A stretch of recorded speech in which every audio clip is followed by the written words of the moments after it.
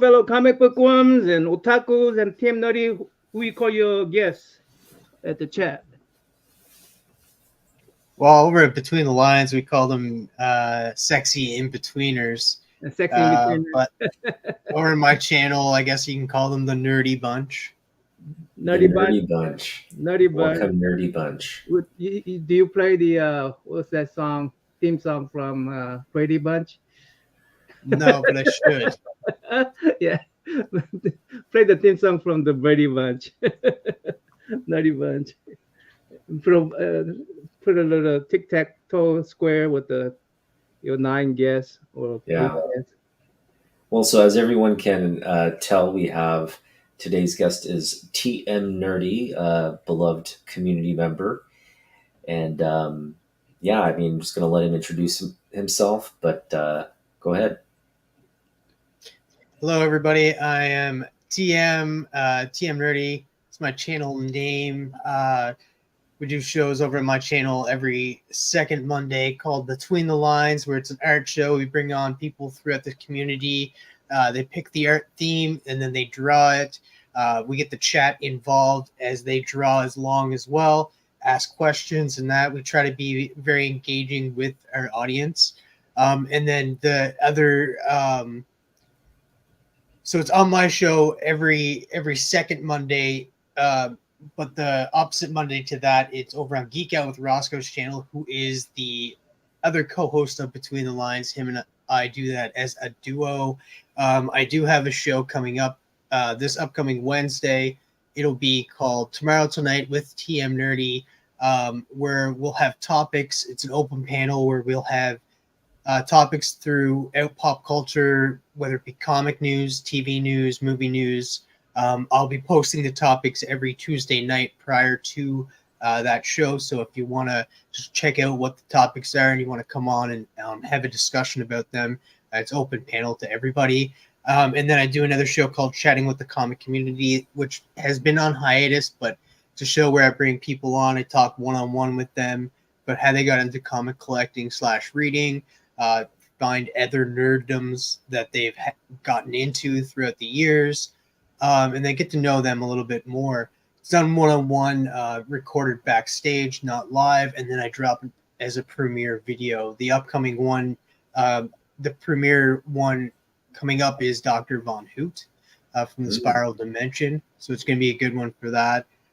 But yeah, that's mostly what my content is. I do jump on other people's channels like Legion of Comics channel, where we review comic books each week that we've read, called At Week's End.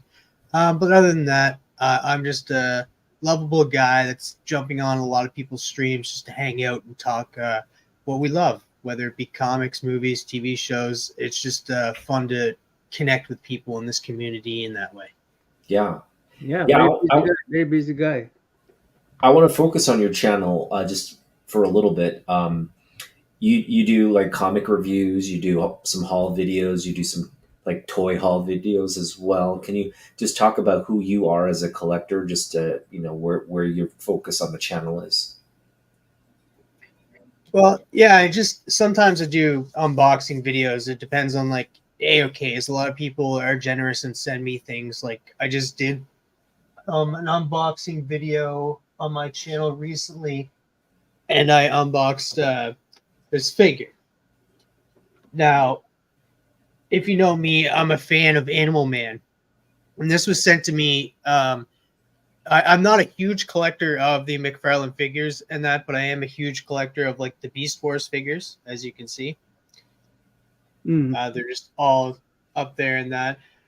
But I'm a huge fan of Animal Man, and Mad Spotty told me if there's ever like a figure like that comes out of your favorite character that's like, and it's not a character that gets a figure that often, grab it, because you never know when the next chance will be to own a figure of one of your favorite characters. Sadly, though, this was only a Target exclusive, and in Canada here we don't have a Target. So this was bought and sent to me as a Christmas present from Sugar Skulls. So I did do an unboxing of this, and I'm so thankful to own this in my collection. because like I don't collect a lot of toys, but like I said, I do collect a lot of Beast Wars. I have about 10 figures. I'll probably grab those in a little bit, show those off, but this is a figure that I'm proud to own. That is Other nice. than that, I don't own any more kind of McFarlane figures like this, but I do like, I guess you can't really see it. I see the Spawn. Under here, under the bookshelf part, like I do have a lot of old McFarlane Spawn figures that are unboxed. You do open up your toys, some figures. Yeah, I do open up some of them, yeah. Earlier on in my channel, I did do like unboxings from the McFarlane figure toys. Yeah. By the way, congratulations on you two guys. Is I forgot to congratulate you. What was that show? The Comic Book Community Award. You won in the. Yeah, you're an award winner this year. There it is. There you go. Yeah, we were up against you guys, so like we're under a category with you guys. Let's talk about your relationship with Roscoe. How did you guys kind of meet and get the ball rolling on doing Between the Lines? That show is that show is fantastic show. You got a lot of people participating in it. I feel like we're not up against you, but I feel like we wanted to because we participate in the show from the side.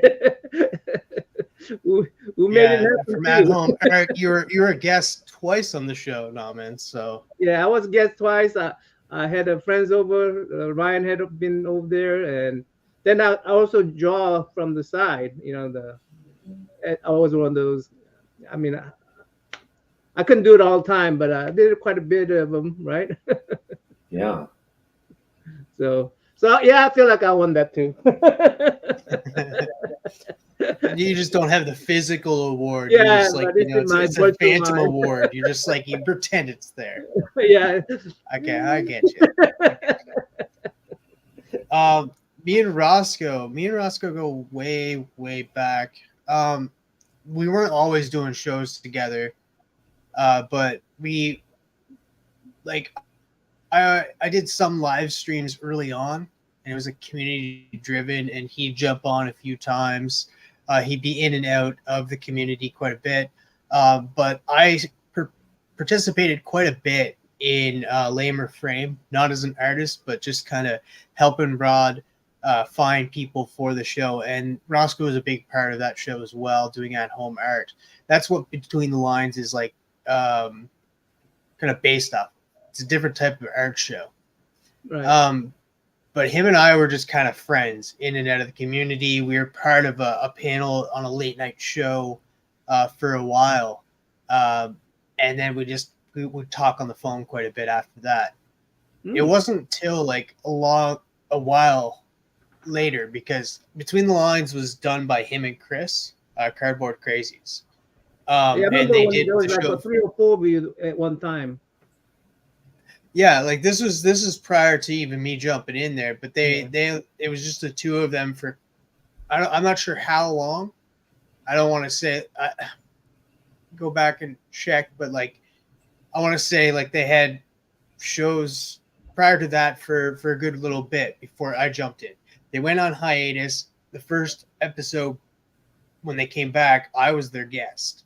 Then after that, Cardboard Crazies was just like, hey, we should bring TM in and get him to run the chat and be more, get like questions in that way, because two of them are drawing. They're not paying attention to the chat. They're drawing and stuff. So they needed somebody to keep an eye on the chat to be more engaging with the audience that is watching. So they brought me on to do that. And then Cardboard Crazies he had a baby and then had to step back from YouTube for a while. And then after that, it's just been me and Roscoe. And I brought some new things to the show. Roscoe brought some tweaks that he liked about it. And just him and I, it just worked. It just Yeah. worked, him and I. After a while, because we talked so much on the phone and that, and we're just good friends. Like, I still get nervous going on shows or being co-host with some people and that, but with Roscoe, him and I'm hanging out with my buddy, and Yeah. we're just having a good time together.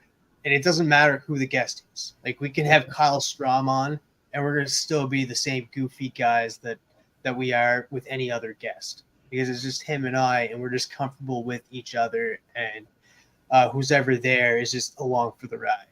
Are you And nervous in this one, in this stream? a little bit. Little You'll see that when I just start, like kind of like I'll like this right here. Yeah. Yeah. Now that I'm thinking about it, but like that nervousness never goes away. Yeah, I mean, I hope I'm taking this as a non-serious as possible. You know, so it's like a friends getting together.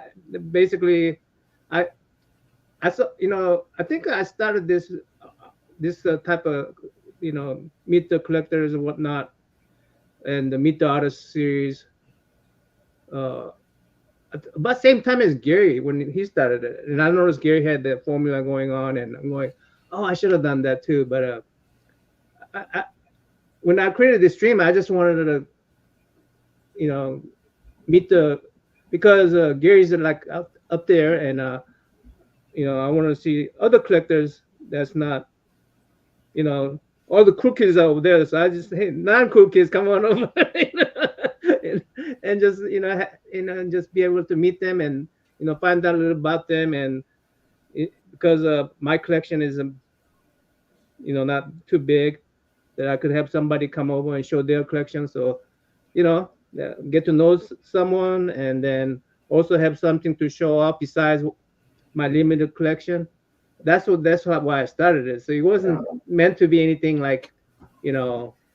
Yeah. You know. Hyung, what are you talking about? You're the coolest. You're the coolest kid. I mean, it was like, it's like I always want to meet people. It's not about making popular shows, or it's not about, you know, it wasn't about anything like that. So there's no need to be like nervous at this place. Yeah. We're not trying to entertain people, you know. We're just trying to meet each other, and so yeah, TM, we, you know, obviously you again, congratulations to you and Roscoe for winning the CBCA awards.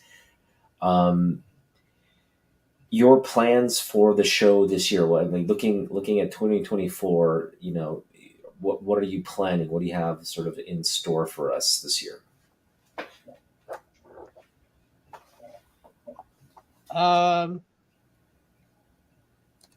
Well, I'm just gonna start up that new show, like that Wednesday night show, where it's gonna be a new kind of like just a gathering of people to talk about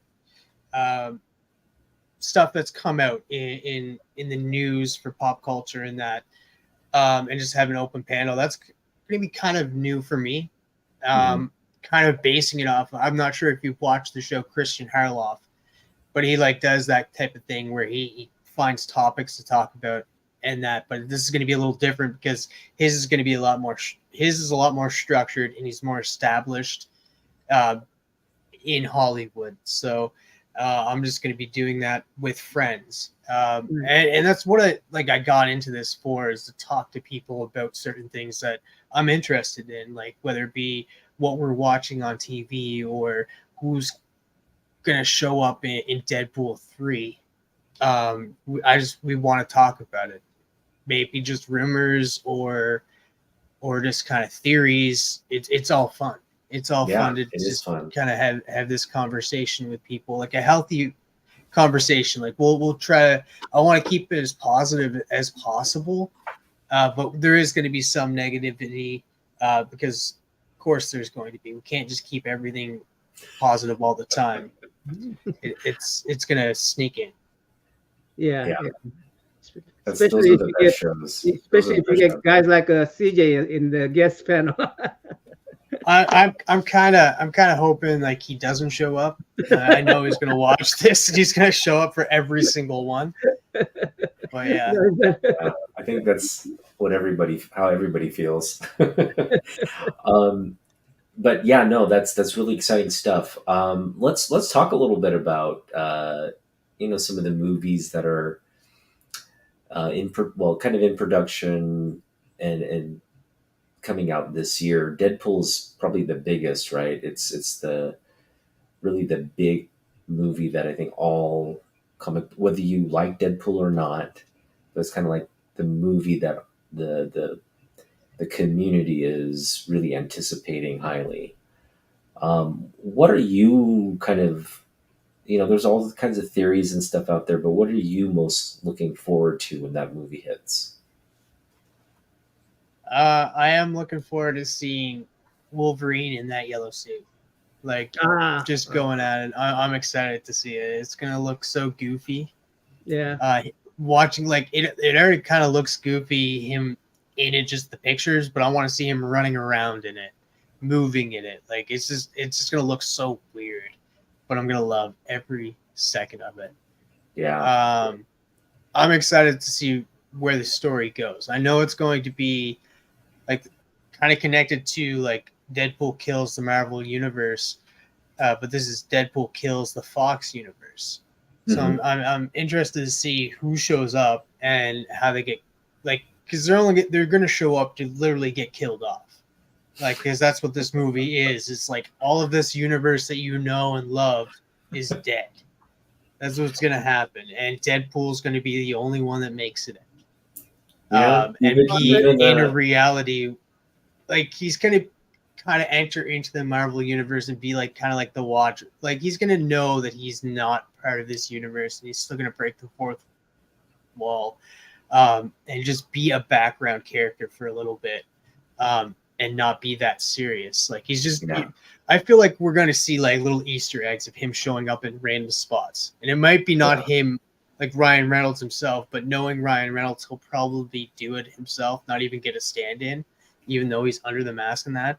But I feel like in the future, he's going to show up as a small cameo, and we're going to like just see him like walk in the background somewhere. Be like, oh, there he is. Yeah. And that. So this is all your conjecture, or is it something you have read about, or? No, that's my prediction. Yeah. I haven't really read anything about that, but I really think that would be really cool and funny. Yeah. But other than that, I don't think anybody is going to make it out of that movie alive. Like everybody's like, oh, it's like Hugh Jackman shouldn't be Wolverine anymore. Like, guys, he's going to be just in this movie for a cameo. That's it. He's not going to be the Wolverine that we in the MCU going forward. You just got to realize that he's just in this for pretty much the last time that Deadpool and Wolverine could be together. Because the last time that they were together was in X-Men Origins Wolverine. They didn't really have a Wolverine Deadpool team up since then. So it's going to be really cool to see that before Hugh Jackman's gone for good. So but other than that, how's Deadpool's going to kill like a Hulk or Thor, or how is he going to kill them off? No, he's not going to kill them off. He's going to do something. Fox characters. Oh, Fox characters. Yeah. The X-Men. Even X-Men, like Jean. I was going to say, like, they're going to kill off Patrick Stewart. They already did in Doctor Strange. That's true. Yeah. That's true. No, okay. So incursions have been already introduced into the MCU. So with that, at the end of Deadpool 2, you've seen him screwing around with that watch that Cable had, and they fixed it up, and he was going and screwing with time. So now it wasn't just one time that he could do it; he could do it multiple times, screwing with time all around. That could lead into incursions happening in this Fox universe. Mm-hmm. Yeah. And as they're happening, people are getting dusted away or whatever that. I'm not sure what you'd call it, because like you'd see in Doctor Strange, things were just kind of melting up into the sky. So that's definitely going to happen in this, and we're going to see those certain characters like Elektra, because Elektra is supposedly going to be in Deadpool 3. Hugh Jackman's Wolverine. We're going to see him gone like that. And we're going to see these certain characters because there's going to be a lot of cameos just saying kind of like farewell to these characters from the Fox universe because they're now gone in existence. Yeah, no, I think you're dead on, like spot on about that because we've got all the confirmation, like Lieb Schreiber's coming back to play, Sabretooth. They've got the original Fox Sabretooth beheaded already in the leaks that have happened. So we know, and again, like you mentioned, Elektra's coming back and all that stuff. So, but to literally kill them all off, we'll have to see if that's. But I mean, that's the way Ryan Reynolds. That's the way Ryan Reynolds that's a does good it. way to reboot the MCU, isn't it? I mean, or Fox X-Men. So you never have to see them again. Yeah, I don't think anybody's gonna miss the Fox X-Men. Now, to be fair, First Class and Days of Future Past were pretty freaking good. I actually like a lot of Fox X-Men characters. So No, I agree with you. Days of Future Past was good. First Class was good. I agree with you there. But the Apocalypse movie, I think that's where that was horrible. I don't wasn't like so that good. one. Yeah, that wasn't good. I like And the- Dark Phoenix was not good either. Yeah, Like, I like that the- was twice. I don't think they should go back to that story ever, actually, because they've done it twice and they failed both times. Fair point. Yeah, that's one of my favorite kind of comic book though. That particular story. Yeah, I think what people. I mean, obviously everybody's looking forward to Deadpool, but like you said, they're looking at the sort of the bigger, broader picture. How are they going to introduce the new X-Men in the MCU? And everybody has their theories about it. Let's hear yours. What's the new X-Men going to Well, they're kind of already introduced the X-Men in a way.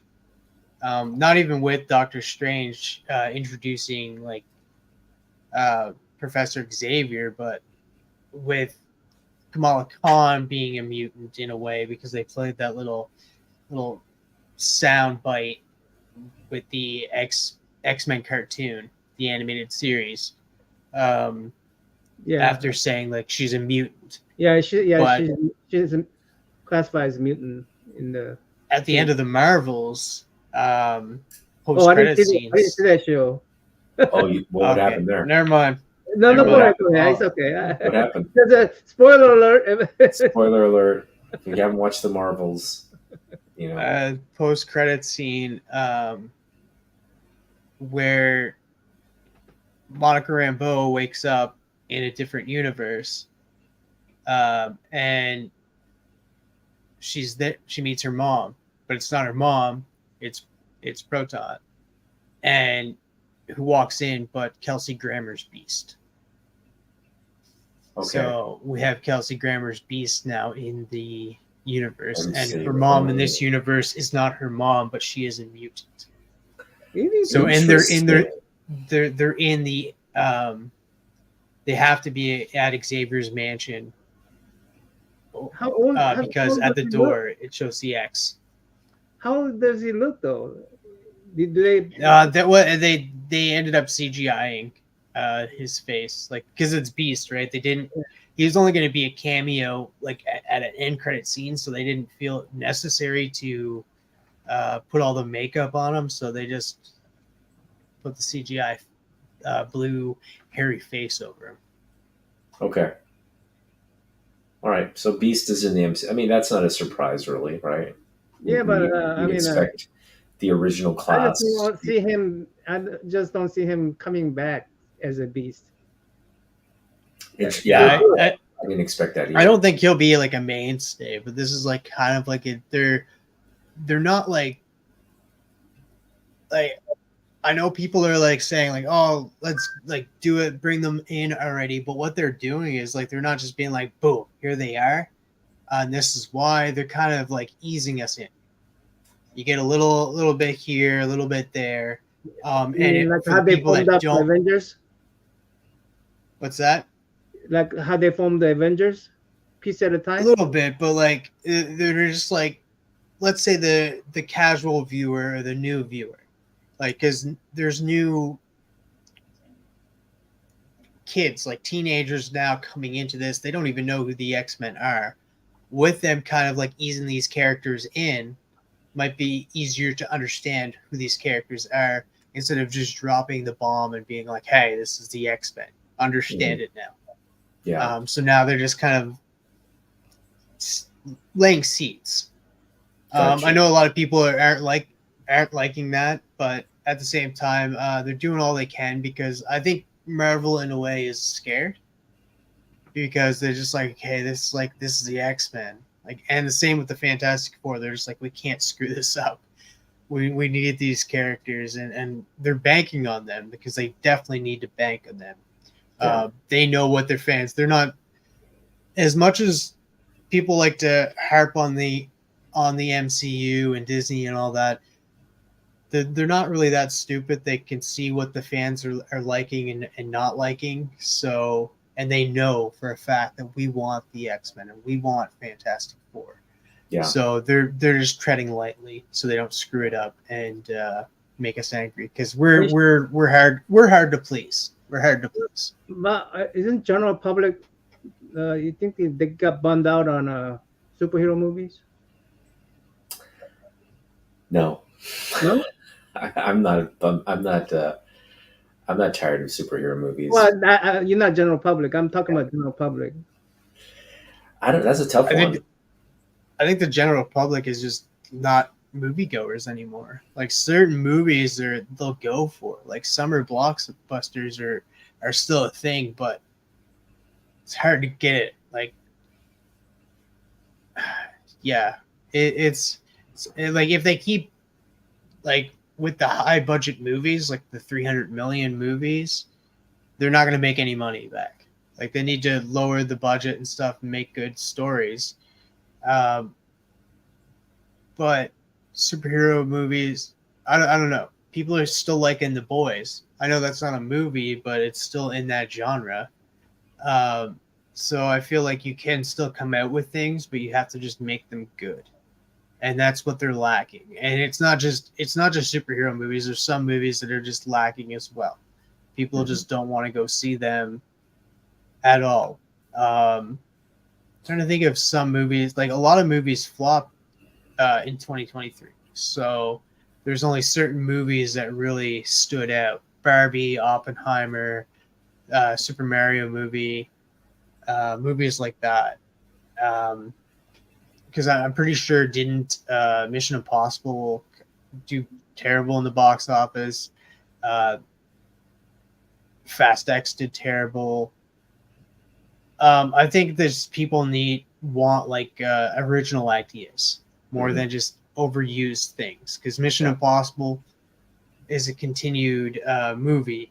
Fast X is a continued movie. All these Marvel movies are continued movies. They're Actually, hard to follow. Even DC movies follow the same formula. Marvel movies, DC movies, they're the same kind of format. Yeah, and that's the thing too. DC did not have a good year at all. Black Adam didn't do good. Shazam 2 didn't do good. The Flash, Blue Beetle, Aquaman 2 is kind of getting there. It did surpass. Yeah, it just came out in December. You watched it? Yeah, I didn't enjoy it. Okay. I know Mark from Legion of Comics liked it, but it wasn't for me. Yeah. So I'm really hoping. I am excited. Like, and this is the thing: we're gonna have a full year off from any movie from DC. Like the next movie that's gonna come out is Superman Legacy, and that's 2025. So we're not going to see any movie come out from DC until then. We are going to get what is that? Creature Joker. Commandos. I think we're getting a Joker movie too, but yeah, it's not. Yeah, DC. okay. It's not DCU. It is, but it isn't. I Yeah. guess. I'm actually excited for that one. That one's gonna be fun. I did like the first one, and I like Lady Gaga as an actress. She's a fantastic actress. Oh yeah, she's amazing. Um, I haven't seen the movie yet. The first one. I haven't seen that yet. it's a little Joaquin different. It's a little Phoenix, yeah. different. It's more. You just gotta like keep it in mind, being like, okay, this is an Elseworld story. Like you know how DC has Elseworld stories in Yeah, the comics. Just gonna have to be like, this is an Elseworld story. This is like a different Joker than I'm used to, And no and Batman. it works. And there's no. Well, there's a Bruce Wayne. Oh, there's Bruce Wayne. It's kind of like Joker's origin story. Mm. But good stuff. Okay, one final Deadpool question. Taylor Swift. Is she going to be in the movie first? Number one. And if she is in the movie, is she going to be Lady Deadpool or Dazzler? Well, I don't know if she's going to be either one of those characters. I guarantee you, like, if she wasn't already going to be in the movie, she is now. Because, like, you know, Ryan Reynolds, he's going to be like, look at these guys. They think you're going to be in the movie. You know what? I think you should be in the movie.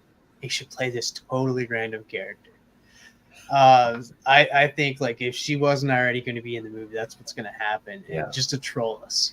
Maybe she'll Just to play troll herself. us in that. Yeah, she'll just troll her That's by playing herself. Right? I definitely could see that. Like you just be like panned to a concert, and then you'd be like, oh, they're doing it, and they'd be like, let's bring out Taylor Swift, and then you're like, oh, what? Wait, what? And everybody'd be like, and then every person, everybody that's been like speculating on her being in there and speculating on Dazzler would be like, except for like the people that actually collect that character. Because I know Yeah. a few, like Gary B collects Dazzler collects- Oh yeah, comics. we love Dazzler. Yeah. Gary collects Dazzler, Scotty. and it's a very confounding thing. Dazzler's like she's a great character, but there's so many like better characters in my opinion. Well, we all have our character that really hits home for us. Yeah, but Scotty S-Fon82 is a fan of Dazzler as well. I know there's more. I feel like I'm missing some people, but like there's a community out there of fans that are really big Dazzler fans. So they're excited and hope that Taylor Swift does play that character, but at the same time, who knows? I don't think she's playing Lady Deadpool. I don't think that at all. I think she'd be more. I think it would be more of her probably playing Dazzler than Lady Deadpool. But if she wasn't going to be in the movie already playing that character, I do think she's going to be in the movie playing a character. Yeah. Or it could be just Taylor Swift, huh? Just Taylor Swift. Just sign autograph and then gone. All right. Well, let's get so obviously through this conversation, we know you live up to your name for sure. And take us back to your childhood. What got you into comic books, collecting toys? And it looks like you're into Spawn as well. So to talk us through what you collect, what you like, how you came to be who you are. Well, comics were never like fully in my life. As a kid, that used to like read random comic books in the car, like on long drives and stuff, because like the ones that came with like Hubba Bubba gum, because I get car sick and stuff, so I'd need to chew the gum, and the comics were just there for me to read on the long ride as well. But like Shadowhawk, I remember reading at the grocery store a couple of times. Not really reading, but looking through the pictures. But my full love for like superheroes just came through cartoons. Because like growing up, grew up with like Teenage Mutant Ninja Turtles, Batman the Animated Series, X-Men, Spider-Man, had all of those shows. But like even past those shows, I continuing to grow up, had Static Shock come out, X-Men Evolution. Then you had the Justice League cartoon, Justice League United. Just continued going on. Like, Yeah. I've never stopped liking these certain characters, but being in an area like I don't have a comic shop, so I just love these characters through the cartoons, through the movies that they've had. Because like, yeah, I grew up with the Batman movies, Batman '89, Batman Returns, Batman Forever, Batman and Robin, all of them. So I love watching those. Wasn't a huge Superman fan at the time, so I wasn't really into those movies, but I did really like Smallville growing up and fell in love with a lot of the DC characters through that. So even with me not growing up with comics, all of these DC characters, all of these comic characters were in my life without even reading about them, which made me fall in love with a lot of these DC characters. That's why I'm like more of a DC fan than a Marvel fan. I'll say, like, I don't really collect a lot of Marvel comics. I'm more of a DC fan, like, first and foremost. Wasn't Lois and Clark on while you were young? Lois and Clark? It was. I didn't watch that show, though. Okay. Like, I remember Smallville. Smallville came out when I was about 14, I want to say. And so I grew up like that. That took my teenage years. And then other than that, like, because before I was 10, I didn't really like watching a lot of live action shows. It was all cartoons until a certain age. So at that time when Lois and Clark were on, I think, what was that, like 94? I don't know. Yeah, somewhere around there. Mm-hmm. I would have been like 5. So I would have been like, yeah, that's a little too young. Yeah. Young. It's not cartoon. It's not an animation. Yeah. No, you know, I was a professional working when I got into Smallville, so I was a full on adult, and I loved Smallville. It was, I just loved that show. I watched probably the first 7 seasons religiously, but then tapered off for the last couple. But yeah, that's around the time Lex left, like, because Michael Lex Rosenbaum left, was only there for 7 seasons. Yeah, Lex left, Lana left. A lot of the original cast members just weren't there anymore. So it was sad when it ended, though. I want to read the comic book that it continued the story, just like how Buffy the Vampire Slayer had a comic book that continued the story as well. Mm-hmm. After the show got canceled, but it was like Smallville season 11, the comic book. It goes for a crazy amount of money for like some of those issues in that, but like I want to read that story eventually because it's just a continuation on that. Because like how Smallville ended was with him finally opening up his shirt and showing the blue and the S. So you were like, oh, and then it cuts to the credits. It cuts. And people were like thinking maybe they'd come out with a movie, just like he would be the new Superman. And I remember there was talk of that and people getting excited, but it never materialized. We never got the Tom Welling Superman, but that would have been nice, to get that. Let's talk about, you said you watched a lot of the animated DC stuff. Did you watch The Adventures of Superman? The recent cartoon? No, not the recent. The one from the one that came out right around the time the Batman Adventures was up. I did. I watched that one quite a bit. Not a lot, not as much as the Batman one and Batman Beyond, which came out shortly after. But I do remember watching it quite a bit. Yeah, because it did cross over, because what they did was they took the Batman, the animated series, and that Adventures of Superman and brought it into Justice League. Like, it was the first time they crossed over and brought those characters together in the Justice League cartoon. Yeah. It's crazy how DC was able to nail that formula through animation, right? It was like and then they kind of brought it into the television series, but they just haven't had that success on the big at the box office level. So, what are your thoughts on James Gunn's DCU so far? From the news that we've heard. I did see.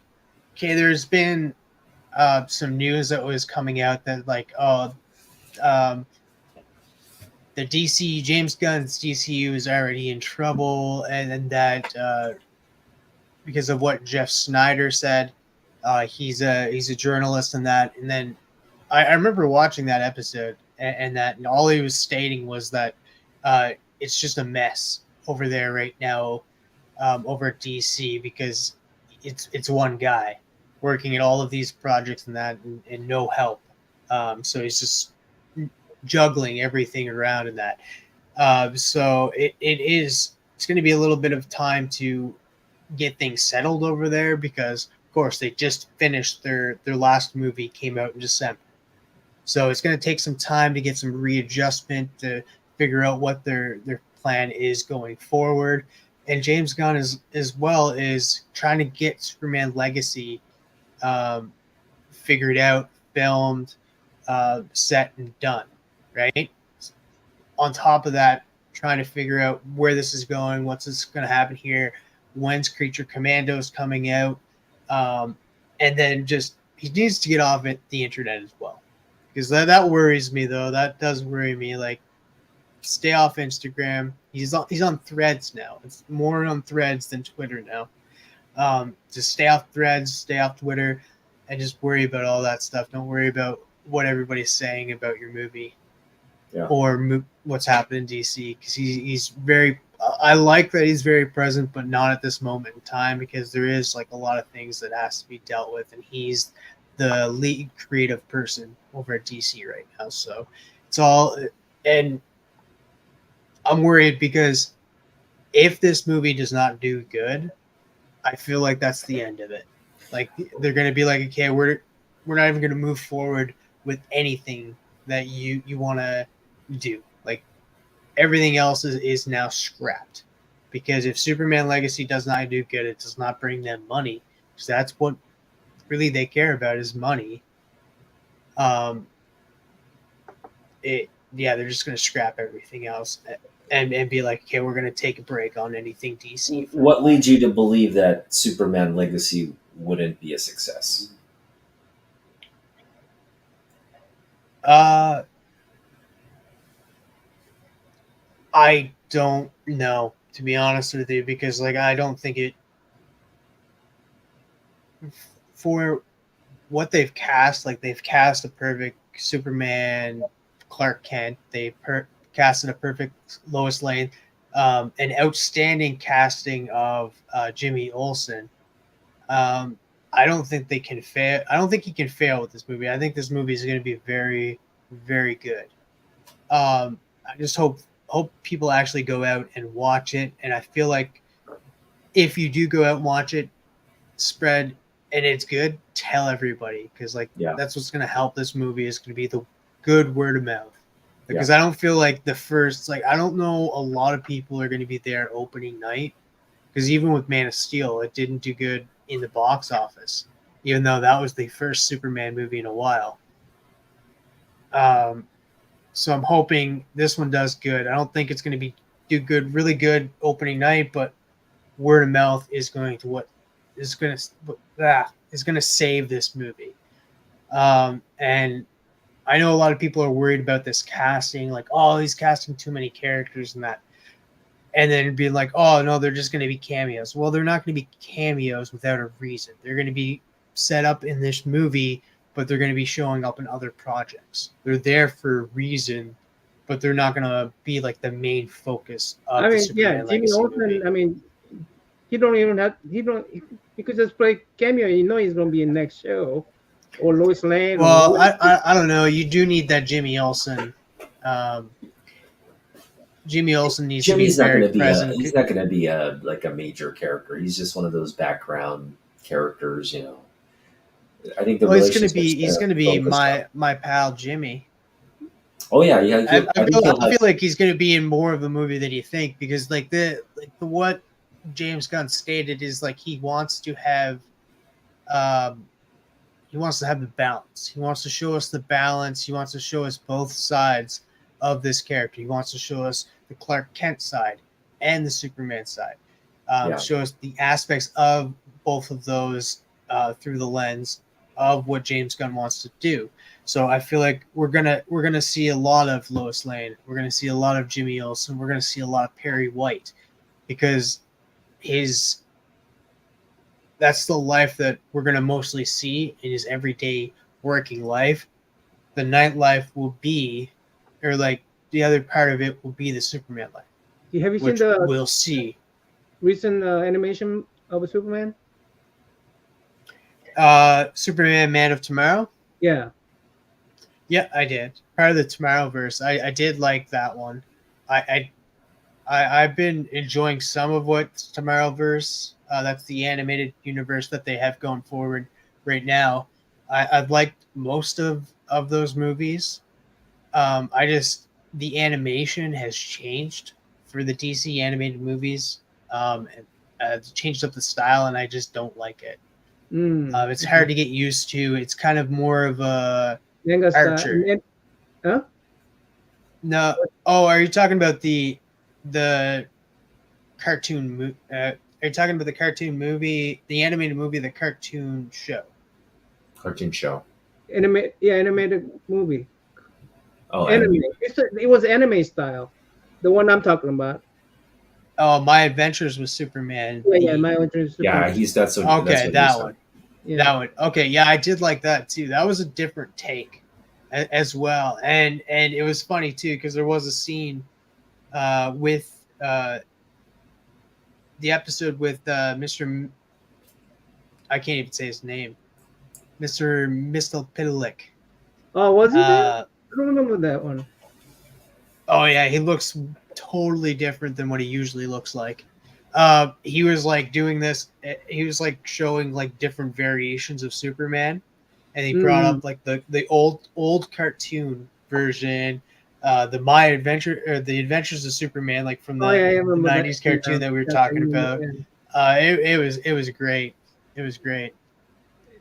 I like that cartoon. I know a lot of people did not like it, but I had a lot of fun with it. I actually liked it, and Joe from Enochronic, he actually liked it too. So a lot of Superman fans loved it. As a Superman fan, I liked it, but yeah. Also, I couldn't let it go that Lois Lane was a Korean girl. Yeah, that's Korean great. girl animated it, and she even she come out as a half Asian, half American in the anime, but her voice is done by Korean American. Yeah. And she also wore a Korean American dress in one of those event. Yeah.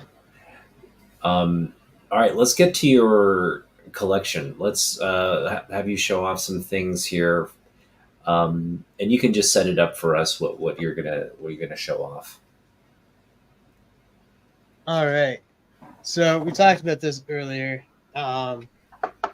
So as you guys know, I was talking about Static Shock. Static Shock came out in 2003 on Kids WB.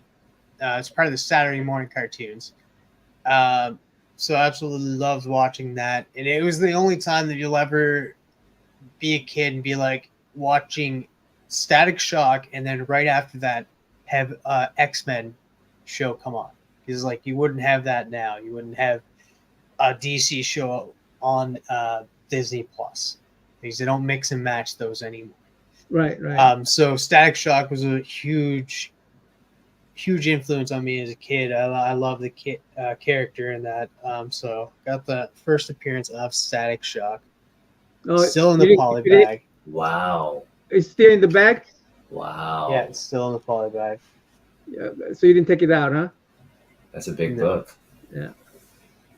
So I had this on my like. Let me ask you this: is that a character based off of Black Lightning? he does have similar powers. He does have similar powers, but he was done through a different. I do think so. I think like he was kind of because it is under DC. It was under their milestone, and probably most likely because these guys that created Milestone, they're African American themselves, and they wanted more African American characters in the comics. So them growing up being fans of comics probably took were fans of Black Lightning growing up. So they probably took inspiration from that to bring us Static Shock. Like a new version of the character. Yeah, Okay, makes cool. sense. That's awesome. Awesome. So you will keep those in the bag forever? Maybe if I ever get another copy of it in a bag, I may unbag one and have the other. But for now, I'm probably gonna leave it in the bag. Or get a comic one that is out of the bag. That is true. That is also true. Yeah. Let's see here.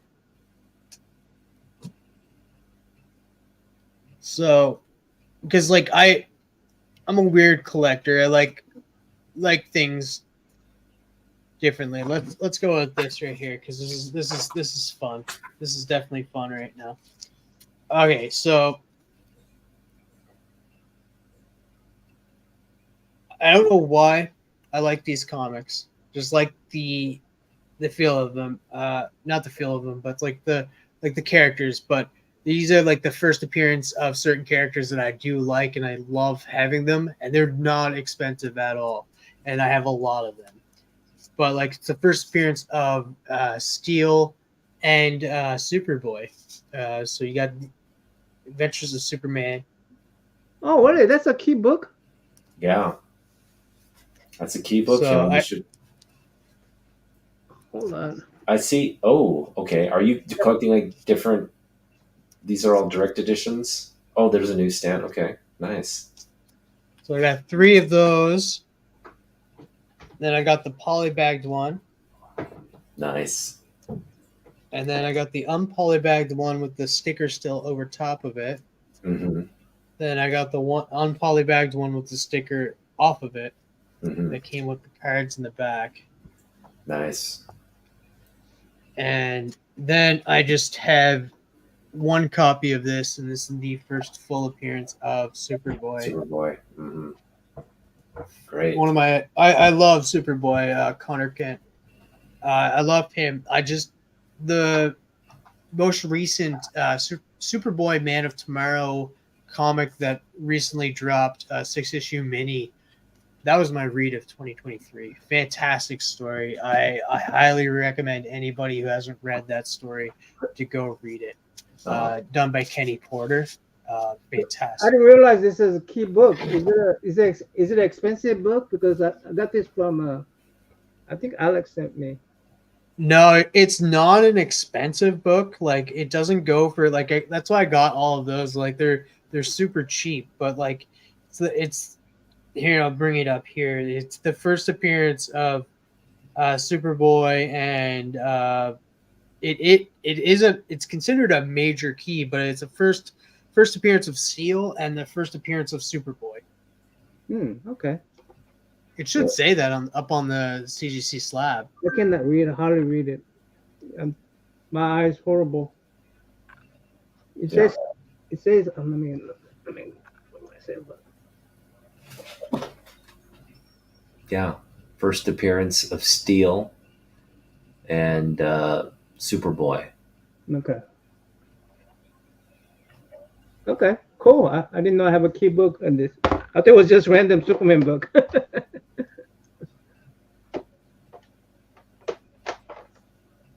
Yeah, it's staying on the Superman train here. There is one character that, like, if you were to say like who could take down Superman, who is like the big bad that really took him down, and you'd have to say be Doomsday. Oh yeah, that's a key book. That's a So nice book. Wow, 9.8.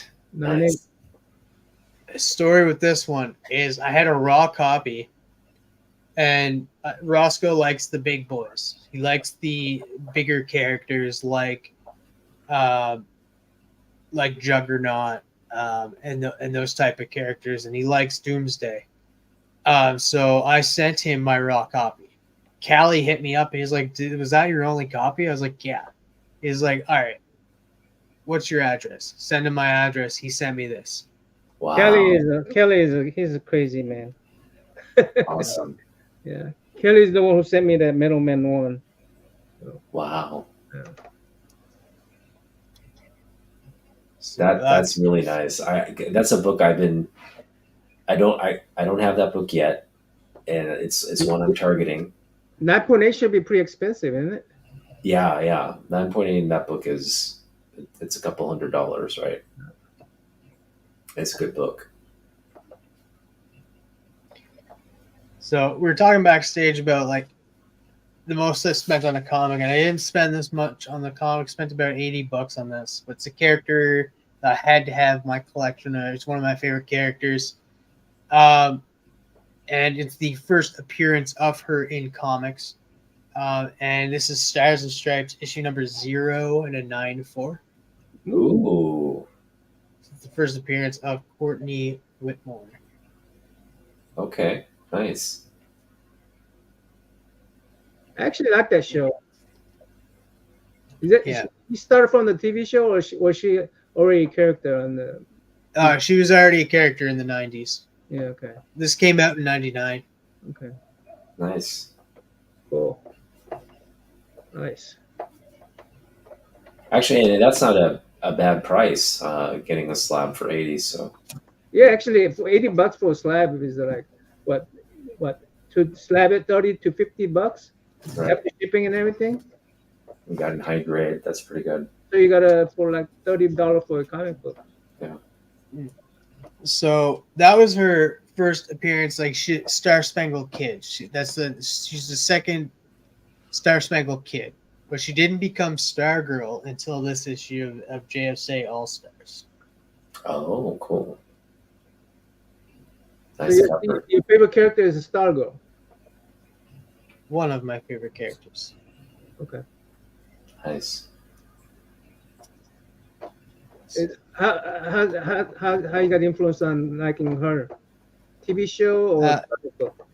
It was a TV show, and then I went back and read the comics and fell in love with her. Mm.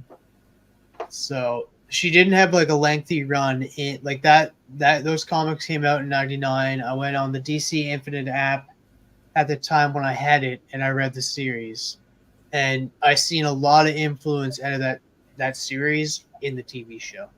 If you really go back and watch it, you'd be like, okay, I do see the connections from this series to this TV show, and it's because Jeff Johns, the creator of he created Stargirl, Courtney Whitmore, had a heavy hand in the Stargirl TV show. Mm-hmm. And not only that, he had a heavy hand in Smallville. During episodes, he was a writer, and he was like a producer on some of the episodes that featured the JSA and featured Stargirl because he created that character. And the reason why DC let him really have creative rights over that character is he based it off of his sister, who passed away. Well, didn't pass away, but she did. She died in a plane crash. So he based that character after his sister, who sadly died. Yeah, it's tragic. I fell in love with the character in that. She's just a character you grow to love because she's what you want in a superhero. She's so bright. She's full of such hope and joy, and sees the good in all humanity. Mm-hmm. So you just fall in love with that type of character, that you like to be that person. You want to be that person, who can see the good in everything, even though like everything seems so bleak lately. Hmm. Yeah. No, those characters are the best. And again, everybody has their affinity to characters, and it's great that you know got into her character through the books, and you know that's a good way to foster that love and appreciation, even though it is a fictional character. You just kind of, if you like the story around that character, really find something that you connect with. It stays with you. Cool. Cool. Sure. All right, let's see what's next. Next, well, I kind of like the odd things too, like things that I kind of grew up with, cartoons that I grew up with. I shout out to Callie again. He sent me this. He found out that I like this certain cartoon growing up, and this is Digimon #1. Oh, Oh, that's a big book, isn't it? I know these I like don't know, but video game it's first just great appearance. to have. Yeah, yeah. These Is it video game Pokemon comic first book too? appearances. is there a Pokemon comic book too? Yep. There's Pokemon mangas. Oh, I know there's Digimon mangas, but this is the first time. I don't know if they ever came out in comic form. I could be wrong. I remember they did come. You know what? I do remember having some Pokemon comics in the day, and I know that they weren't mangas; they were comics. And that's the first appearance of Digimon in comics. I do believe so. There's not like it's not a key or anything. It doesn't say that in the CLZ app, but I could be wrong. I didn't really look at it any like to see if it was or not. But it's just fun to have this. I know that it. I'm for sure that this is the very first issue. It does say first issue right there. mm-hmm. Nice. So I don't think there is ever any other one. Yeah. So this came out from Dark Horse. That's cool. And I love this comic. Like, of course, talking about Pokemon earlier, I did love Pokemon growing up. When this came out, I was like, move aside, Pokemon. This is a new kid on the block. So I absolutely love Digimon growing up. Do you collect any cards and stuff? Cards, no. I'm not really a big card collector. I do have a lot of cards, but I'm not huge into a lot of cards in that. Like, I know a lot of people are into the Pokemon cards heavily still. Like, that's still a thing, and I can't believe the longevity of those. Like, I thought those would be gone by now, but they stayed. They stayed Oh, yeah, since they're the big money. 90s. They're big money if you have the first series. That's big money right there. So I used to play Yu-Gi-Oh games with my kids. Yu-Gi-Oh card games. I love that show, Yu-Gi-Oh. I did too. Yeah. I'd watch it with my nephews. Does Yu-Gi-Oh mean something in Japanese, Otaku-yan? I'm sure it does. I'm not certain what it means. I think it's like a name of a card game, actually, if I'm not mistaken. All right, so I also like to collect runs of certain comics. And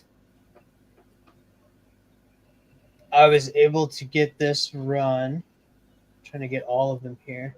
Actually, I'm still missing some out of this run, but I have quite a bit out of this run. But this is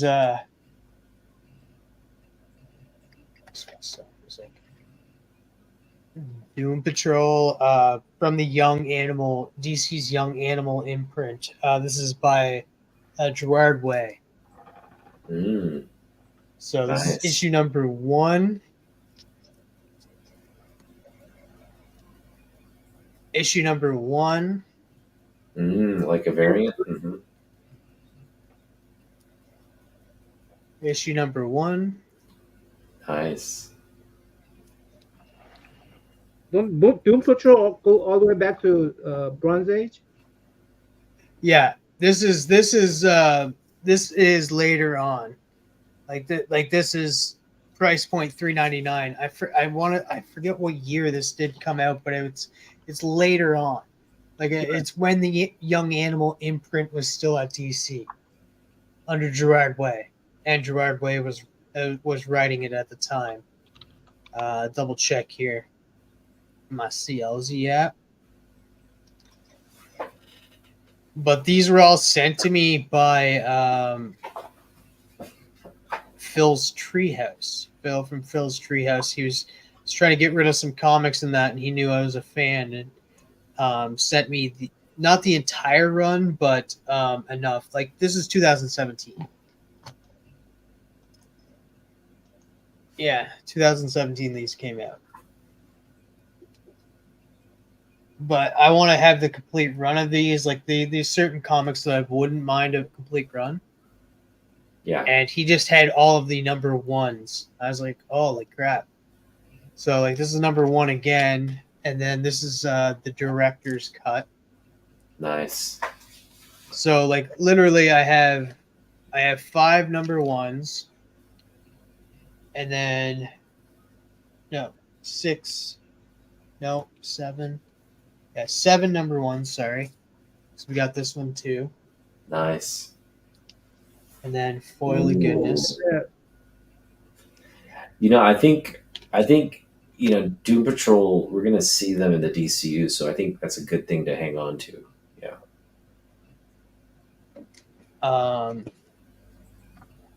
Then we have, The TV show did pretty good too, didn't it not? yeah, it ended perfectly. I loved it. We got issue number 2. Issue number 2. Nice. Issue number 3.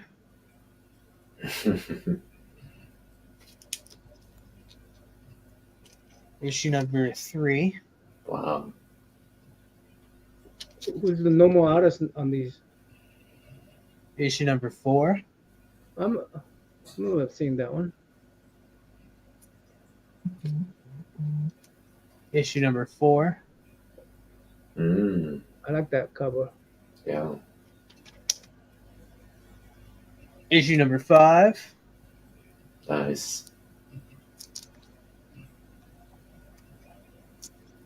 Issue number 5. I like this one with Robot Man. Remind me of Iron Giant. Issue number 6. And issue number 6.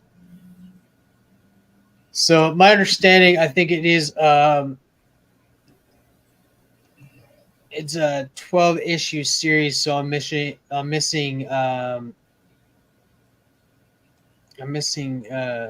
6 of these. Mm-hmm. That's all I need, and then I'll have the full run. I love the Doom Patrol. Definitely another thing that just the TV show just did it. Mm-hmm. Cool. So what's the story on the Turok in the back? I know you guys are making fun of it. I just don't get the joke. So everybody speculate. See, I got that in with my comic book community awards. So people donated certain comics and certain things to the comic book community awards for the winners. They didn't just get the awards, but they also got something inside their box as well. So I got a Turok number 1 and a 9.2. And I forget what Roscoe got. Roscoe got a slab as well. But I forget what slab that was. what's the joke on Turok? I mean, what is the joke on it? I have. It's just everybody says like it's a rare book, but it's really not. And then everybody like, yeah, it's just I don't know how to explain it. It's just It's like one of those things that if you have to explain it, it's not funny. It's just like No, one of those characters that you know just know won't ever be more than what it initially yeah, was. Yeah. and it's just being like kind of funny about it, being like, oh, it's like it's such a rare book, like being sarcastic Oh, in it's a been way sarcastic. about it. Yeah, I mean, why would because like people spend that you kind could of money find it on a? anywhere for like $1 in a short box somewhere, Yeah. everywhere. Right. You'll be able to find that book. Yeah. You say you're gonna show us those figures in the back. Yeah, just give me a sec. All right. So, growing up, there's another show that I really loved. These characters down.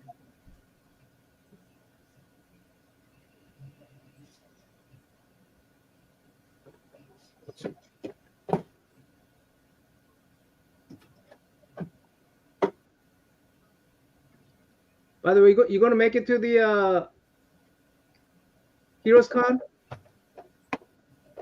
Me? Yeah. No. Mm. I like this enough. All right. So these figures I do collect. There's certain ones I collect and certain ones I don't. But I'm a fan of Transformers.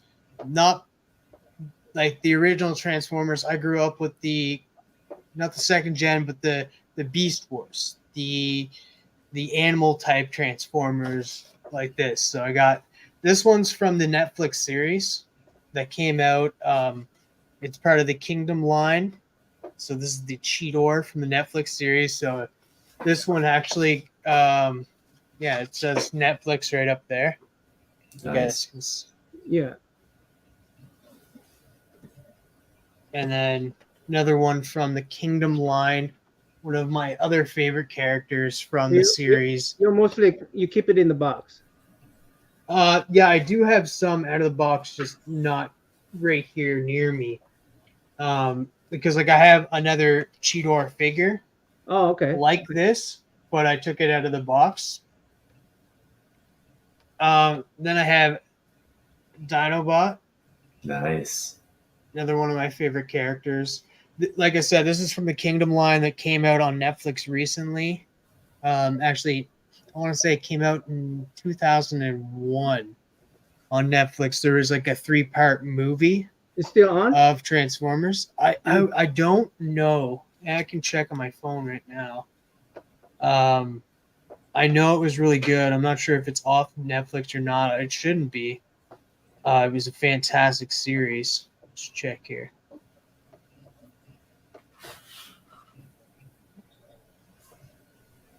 That's one thing I don't like about Netflix. They don't keep it in archive.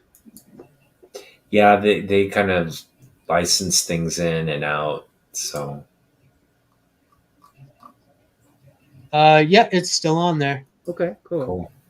So it's War for Cybertron. If you want to watch it's actually they're TV shows. Sorry, so they're in sequence. You have to watch them a certain way. I'll let you know. Like I'll look it up and I'll let you know which ones. Because I forget now, but you have to watch certain. Yeah, because there's like the War for Cybertron. Then there's Siege. I think Siege is the first one you got to watch. But that's what this is from. That's from the toy line. From this is what you got. That's why this one says Netflix on it. But yeah, had to get me a Dinobot figure. One of my favorite characters. Cheetor being another one.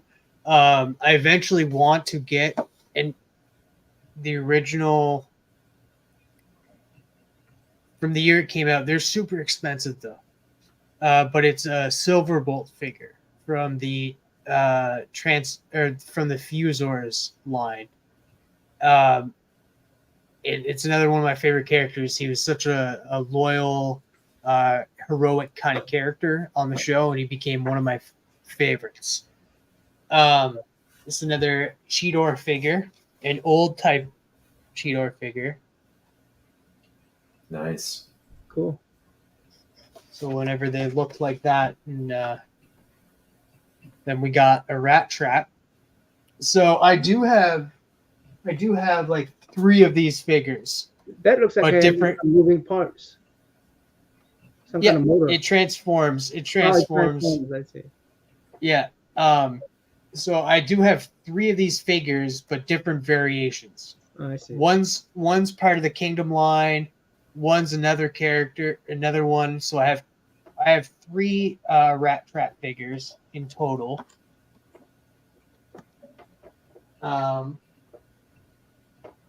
Then got the big boy here. This was sent to me by Bullseye Bob. But you got the Whoa. big. Tyrannosaurus. Yeah, this is Megatron, not to be confused with the Megatron from the original Transformers, but it goes by the same name. He's an ancestor.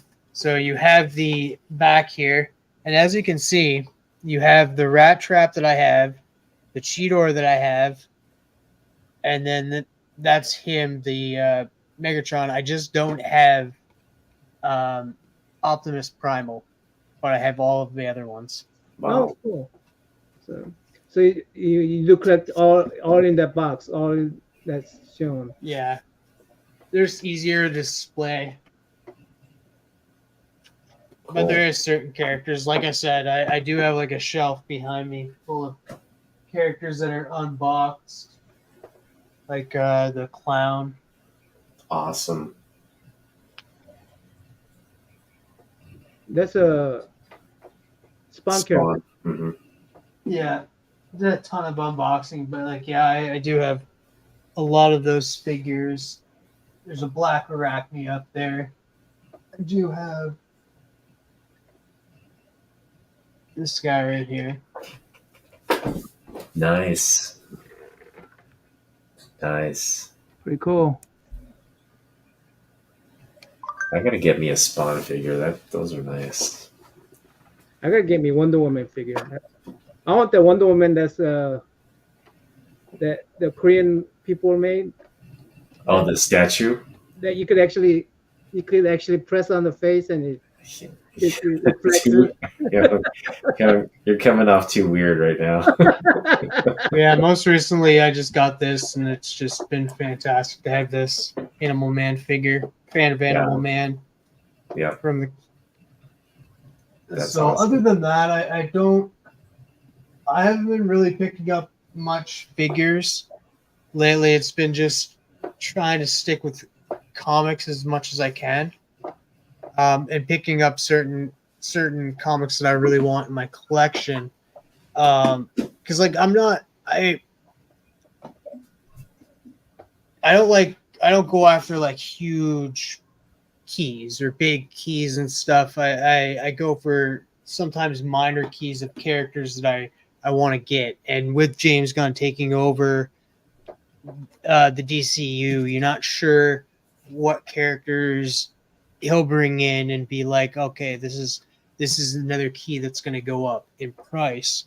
So I want to try to grab them before they go up in price for a cheap price. Yeah.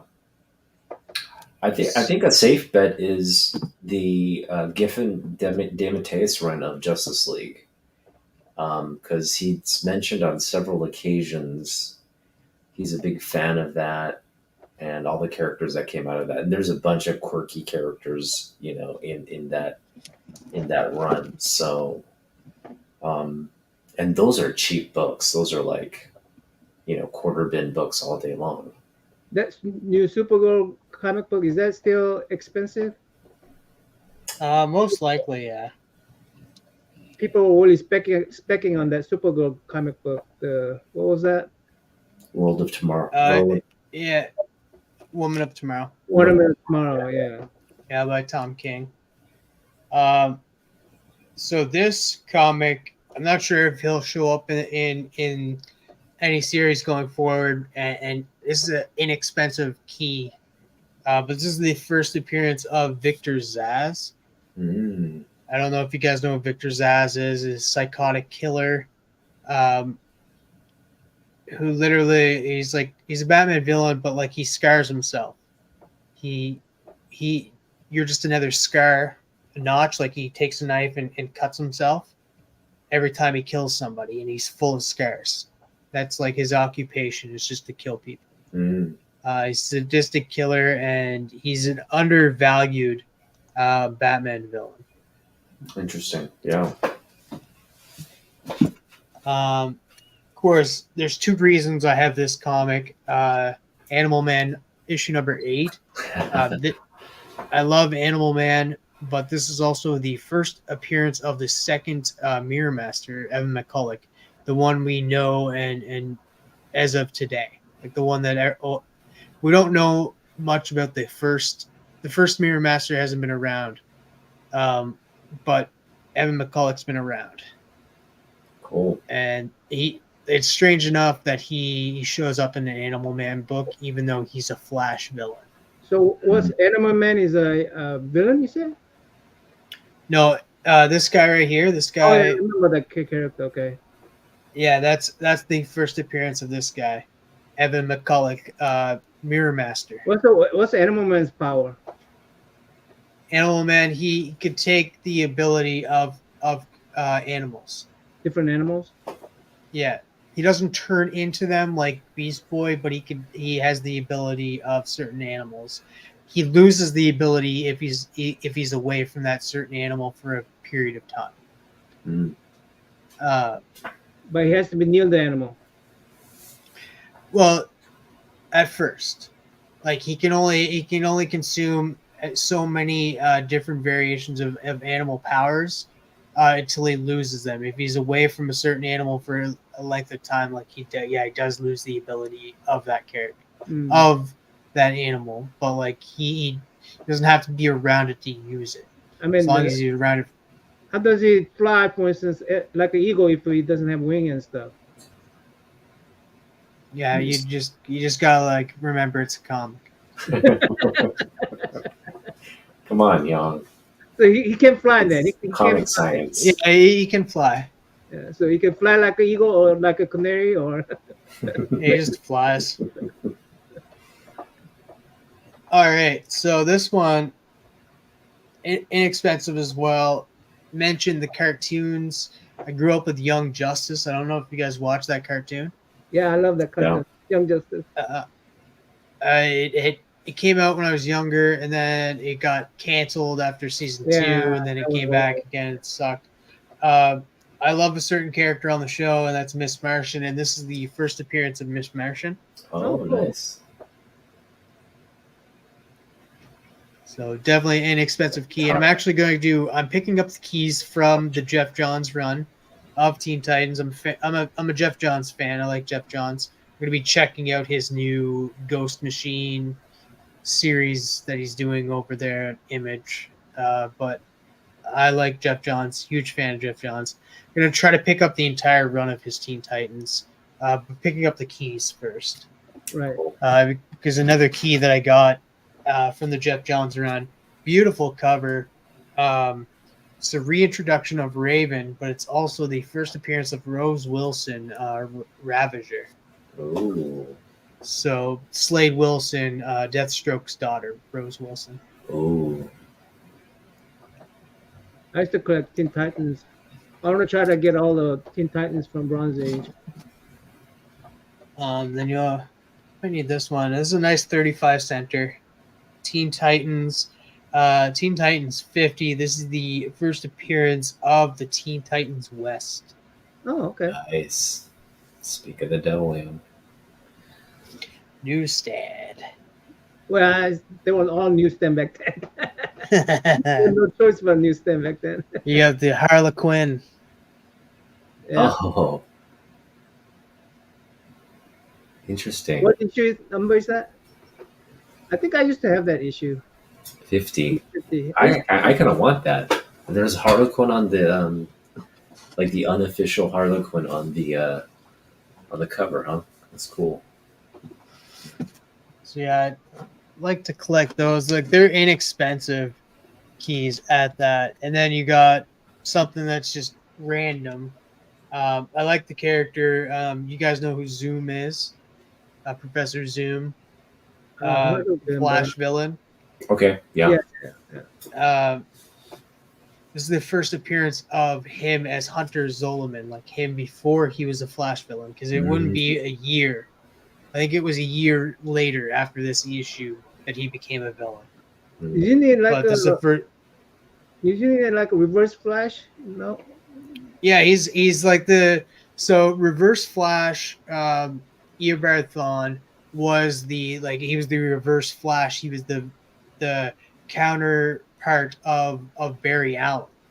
Hunter Zolomon, Professor Zoom, was the villain for Wally West. Okay. Interesting. So this was Hunter Zolomon, who later becomes Professor Zoom, who's that's this Flash here. This is Wally West. Mm-hmm. Okay. So and not a lot of people know that this is a key and don't pick it up. But yeah, it's Secret Files and Origins. How much is that key? How much is that key? You can probably get it for $3. Okay, that's good.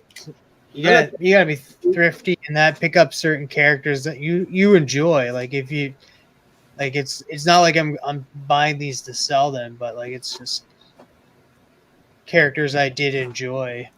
Yeah, I like the Flash a little bit. And this is an inexpensive key too. This is the first appearance of Bane. Oh, it is. This is expensive. That's an expensive book, yeah. Yeah, it goes good with the breaking of the bat too. Yeah.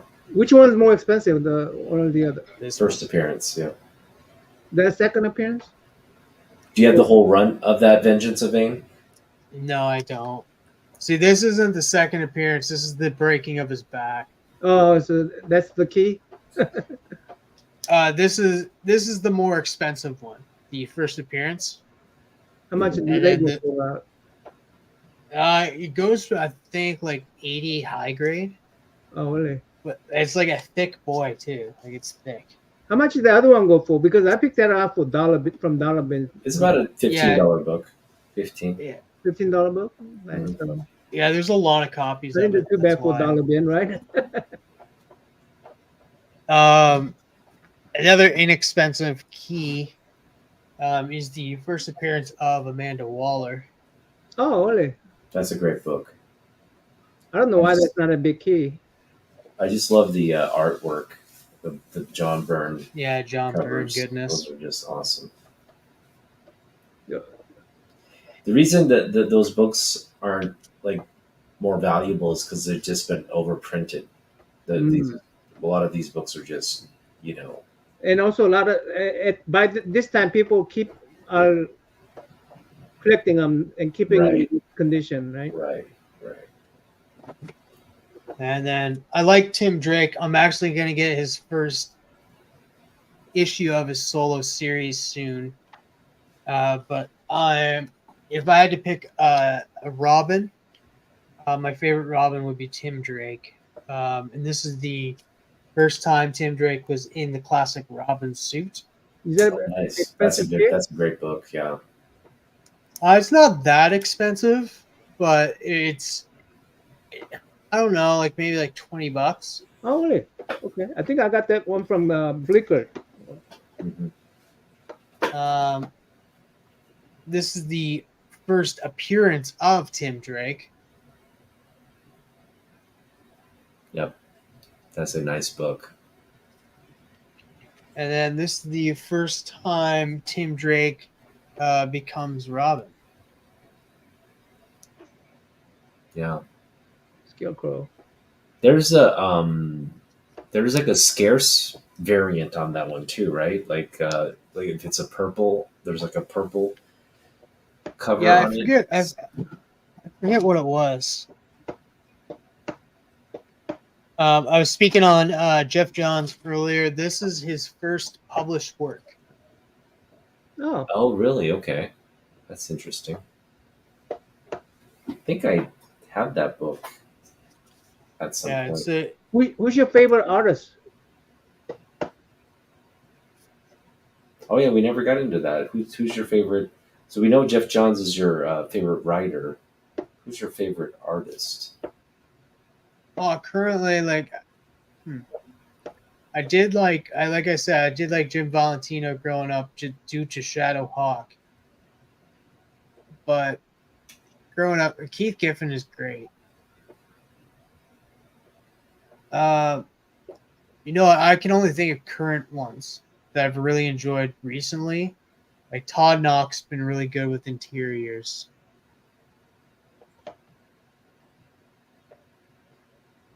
So I have to say Todd Knock for interiors and that. Todd Knock. Okay, wow. He did a really good job with Stargirl, The Lost Children. Hmm. Awesome. Yeah. Cool. But yeah, this is Who's Stars and Stripes. Nice. So more of like I think I follow more comics for the stories and the characters more than the art. Yeah. So No, it's hard to actually think of that. It's awesome that like that you are so focused on DC. I think the three of us here we prefer DC over Marvel. So it's just great to see that come through your collection. And of course, got this recently, but this is the first appearance of Animal Man. Oh, nice. Nice. Strange Adventure. That's got to be a big book. Yeah. In pretty good condition too.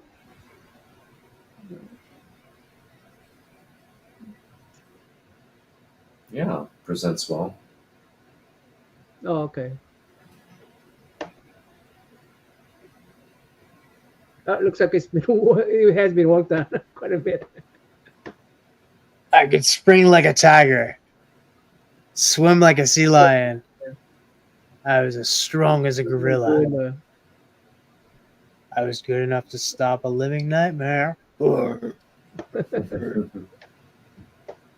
Yeah, it is. It's. I don't really care though.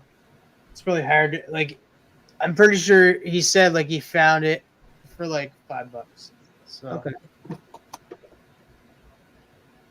But yeah, that's about it. That's a good show right now. Yeah. I don't know what else to show. That's Showed quite a bit of stuff. My collection is ever so getting bigger. Like there's certain comics that I do want to get complete runs of certain comics. Like I said, that the Teen Titans Jeff Johns run, I do want to get that completed. And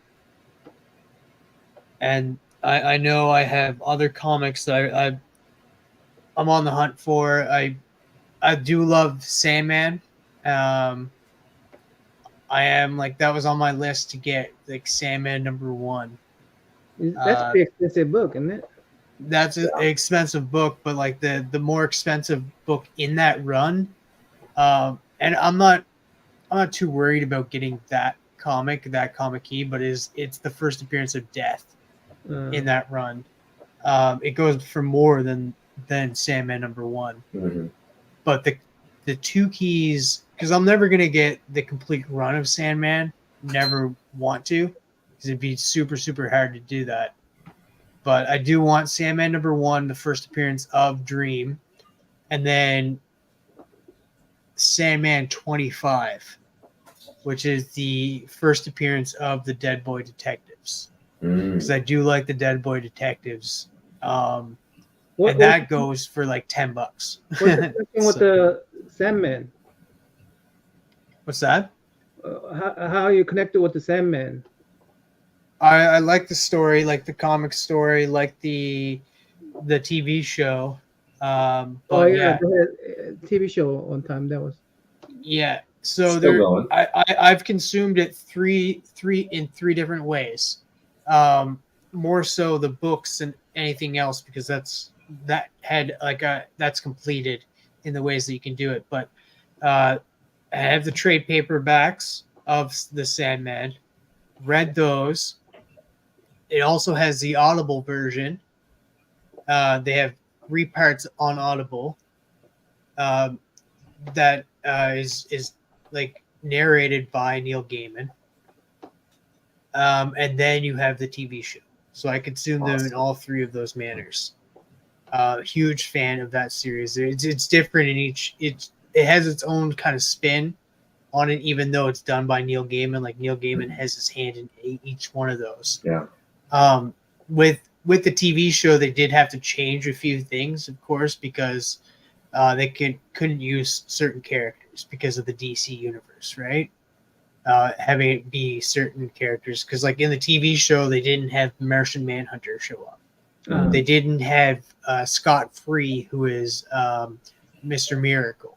They didn't have Etrigan, the demon, show up because like they didn't have the right to use these DC characters in that. Even though Sandman is a DC character, I got to give it to DC letting Neil Gaiman use his character and be like, okay, I'm going to tell my own story.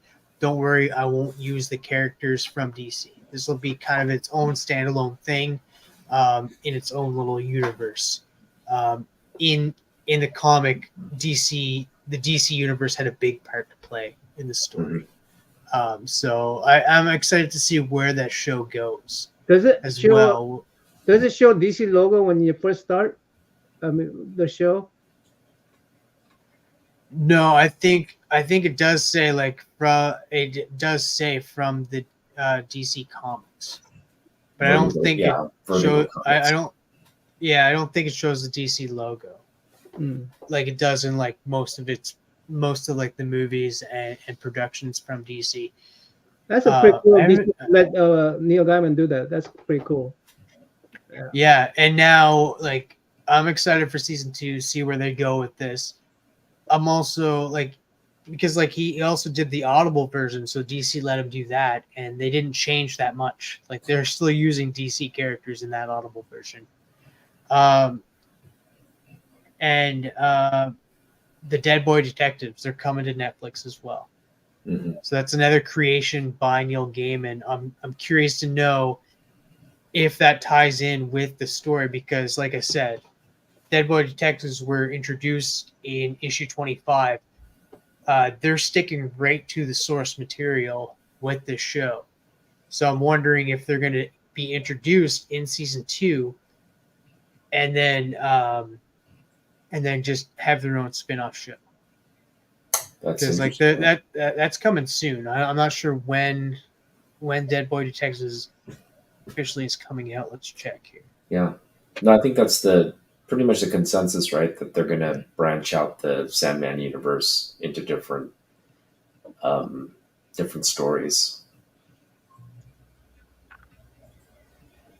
Yeah, it's April 2024, so just around the corner, and that'll be coming on Netflix. So about hour and a half, over a little over hour and a half. Let's close up the chat. We could talk at the backstage. Looks like nobody's coming over to see us, anyways. I was gonna say, like, are we sure we're? Because I tried to find the stream, the video, and I couldn't find it. Oh, really? Because my thing says that I'm alive, but yeah, we're live. Maybe there was like a technical glitch. Because it has been, because of what I did was I delayed. I mean, I rescheduled it. Maybe it doesn't pop up when I rescheduled it. Maybe. Yeah. Because I couldn't find the stream. It's unlisted. Oh, that's not good, young. Brian was in for a minute. Yeah, how did Brian make it? He just probably has your notifications up or something. Oh. All right. Well, hopefully people catch this on the rewind, and but what I'll do is I'll just edit it. I'll edit to like an hour, and just put it out there as a new video. That works. Well, couldn't you publish it now and wouldn't it just all come up live? I don't know how that works. I don't know how that works. I never had an unlisted live before. Let me see if I go to publish. Yeah, but I mean, it shows over. It's over? People No, catch not it on I mean, rewind. yeah.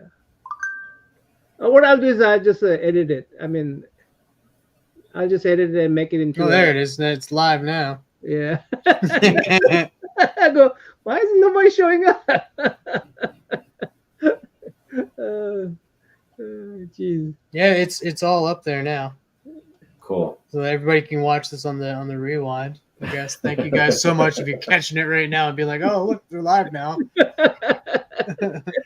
So yeah, if you're catching this late, thanks for tuning in. But no, TM, it was great talking to you, dude. We just wish you all the best, with your channel and everything that you're doing. I really appreciate all the great content you're putting up. I mean, you're such a, the thought you put into your show. I mean, that you guys, what is it? In between the line, that is a pretty awesome show. Yeah, you got the whole community involved, and so that's a pretty awesome show. And I always want to be part of it because it just prompts you to and you got so many people, and I could see people improving too. Those people that start with on a paper, sheet of paper at first, notebook paper with the lines on it. Then next time they are more presentable next time, and I see them improving too. So you got a lot of people.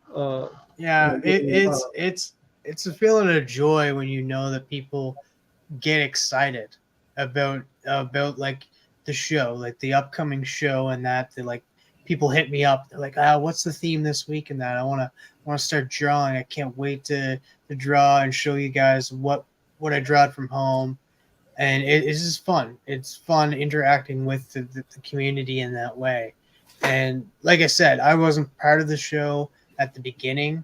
So I'm thankful that I'm part of it now, and that I was able to bring so much nuance to the show, and make it as great as it is now. Like it took the both of us to bring our own little things to the show to make it great. Because like our banter between each other is great as well. Yeah, I don't think I can have that type of banter with anybody else besides Roscoe. So I'm glad that I found somebody in this community that I can have that much fun with. Yeah. No, absolutely. I mean, your relationship really comes through in that engagement. So that's what we like to watch. On Hinge, we've been like on private live stream for about an hour and a half. I was like, there's no way there's only one person here the entire time. There's no way. We've been going for an hour and a half. I'm going, I guess nobody want to watch us anymore. But I don't know how they showed up, but because I put on notice that I'm going to be live, I don't know how they. Like I said, I couldn't find it on your stream at all. Oh. Like, and there's Katie. Katie's jumping in. I told Katie earlier too. I was jumping on here and doing it. Sitting back here, like, where is it? We literally were talking for like an hour and a half, and then realized, oh wait, we're private. I did put it in the private chat because I didn't want to say it out loud. But I was just like, are we sure we're live? Oh, you did? I didn't even see that. Yeah. I was like,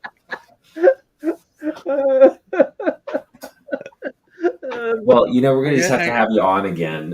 We'll have the entire stream is up here. The entire conversation is still up there because it's like when I found it on there once Naman put it on public, it has the full hour. It has stream. It was on private all this time. Yeah. I didn't know it did that. I didn't know it just went to private when I rescheduled it. Yeah. So No worries, Young. Huh? It happens. No, but that's good. But again, we had a great time. Catch it on the rewind. It was a great conversation. And we'll see if all my theories come true about the James We Gunn will. DC We universe. will. I think again. Or Deadpool 3. That was a good conversation. I did like having that conversation about the theorization of what's to come with Deadpool 3 and what we thought. I like that conversation. Yeah. Everybody's popping in now. Yeah. I think they're dropping the first trailer on Super Bowl Sunday, so we'll see in a couple of weeks how that pans out.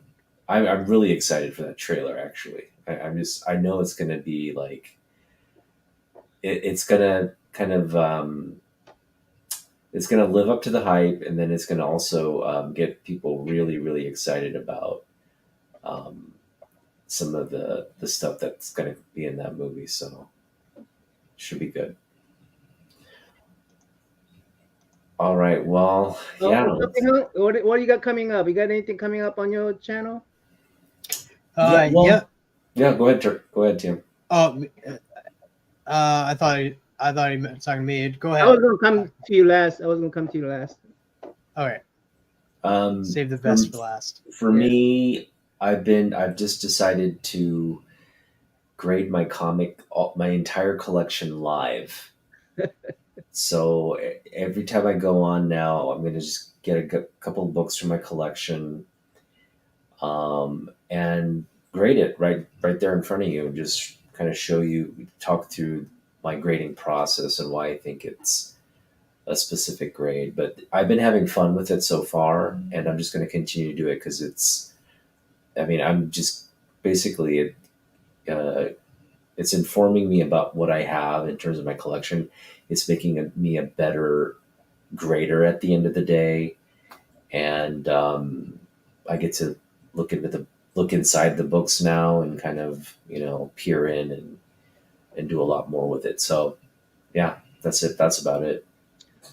Okay, I have a show with Mike coming up. He gathered a whole bunch of readers of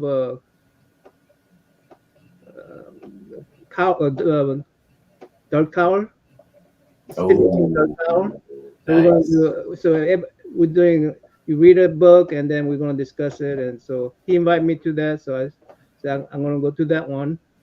Nice. And then Sleepy Reader, Merog, Gary B. Gary B is the one who's starting this, and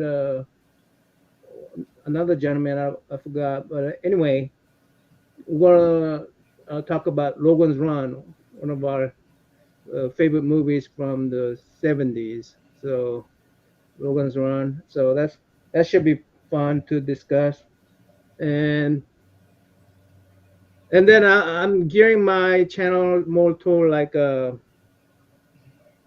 want to make a Korean speaking show discussing Korean comic books or Korean related comic books. So Okay. yeah, That should be interesting. I'd love to tune into that. Yeah. yeah. So see if I could get some audience from Korea. I don't know how that works. If I title it in Korean, I speak Korean, and the content is about Korean content. I don't know if that's going to I don't know how the YouTube algorithm works, or do I have to have a whole new channel for it to happen? But Interesting. Yeah. I don't know, so I'm going to try it. Yeah. Oh, Sleepy Reader. By the way, I put on I didn't know this, but because I rescheduled TM Notice, I rescheduled it, and somehow StreamYard and the YouTube it wasn't talking to each other, and then he put it on a private, not private, but no notification. Yeah. So Yeah. All right, TM. What do you got coming up? Tomorrow night, my channel will have Circumstances on. for Between the Lines. The theme is superheroes with dad bods. If you'd like to draw from home, feel free to do so. Send them to me on Instagram at TM. Oh yeah, dad bod. Okay, so what does dad bod mean? What does dad bod mean? Yeah, it just means like you have a ab. your figure. You're losing your figure. You went from skinny and you're getting a little gut. Yeah. Like a beer belly. Yeah. Yeah. Kelly, you got a dad bod. No, I don't. I can confidently say we've all got dad bods on this panel here. Yeah, we all have Most dad definitely. bod. I mean, don't they say, "Oh, you got dad bod"? Don't they? Is that a compliment? No, no, it's not a. I've never seen it in a compliment. Like, damn, he has a great dad bod. Never heard it. I think some women might be into dad bods. I don't know. That could be a thing. That, you know what? Yeah. Probably. Yeah. Probably. There's chubby chasers. There's people who like feet. There's Yep. got to be people that are into dad bods. There's it's a thing, I'm sure. That's Okay, something. I'm sorry. I didn't mean to interrupt. What else? What else? And starting this Wednesday, and it'll be a weekly show every Wednesday at 11 p.m. Eastern. Tomorrow tonight with TM Nerdy, where we'll be having topics, open panel topics about news that's broke the last week, whether it be comic book news, movie news. It'll be mostly in like that kind of comic book type news. Like we'll probably be talking about Channing Tatum and the Max. And that I'll probably be bringing some overlays, so we'll get some pictures. I'll be bringing articles in that, and I'll credit the article. Credit the person that wrote the article, of course. But yeah, just make it fun, open panel. Just talk nerdy. That's why I came into this community, is to talk to people about things that we love, things that we're passionate about. So want to have an open panel about that and let people decide if they're going to join that week or not. So I'm going to try to make sure that I always each week be like, okay, this is what we're going to be talking about the night prior. So if you want to jump on, feel free to do so. We'll try to keep things positive and as much as we can. And yeah. Sweet. So the Max, you're going to talk about the Max this coming Wednesday? Yeah, Channing Tatum and the Max. Yeah, we'd have most definitely. Awesome. All right. Thanks, TM, again. Really enjoyed the conversation without the people interfering us. They weren't allowed to be here for the first hour and a half. We just. Thank you. Thanks, Jeff, for coming through, even with me blocking you guys. All right. Have a good night. Bye-bye. Thanks for having me, Nah Man and Otaku.